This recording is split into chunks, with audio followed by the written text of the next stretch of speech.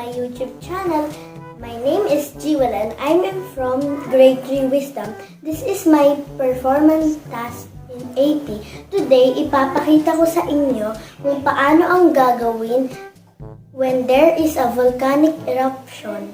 Ang lokasyon ng Pilipinas ay nasa tinaguriang Pacific Ring of Fire o CIRCUM, Pacific Belt of Fire, lugar ng mga aktibong bulkan at maladalas ng paglindol. Ang bulkan ay bundok kung saan lumalabas ang mga lusaw o mainit na bato, abo at gas at naiipon sa balibot ng bunganga o crater nito. Gayunpaman, alamin natin ang tamang paghahanda pag pumutok ang bulkan. Una, alamin ang ligtas na lugar sa paglikas. Gumawa ng emergency plan at sundin ito. Pangalawa, ihanda ang mga kailangan sa paglikas.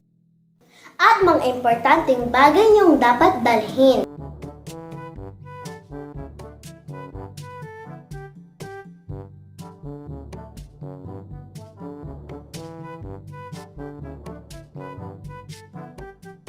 Pangatlo, alamin ang lugar na maaari pagdaanan ng lava upang makaiwas. Pang-apat, tumutok sa radyo o TV o internet para updated sa ulat ng panahon.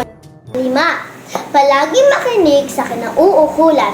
Tandaan, sa panahon ng sakuna ay palaging kalmado at palaging magdasal sa poong may kapal.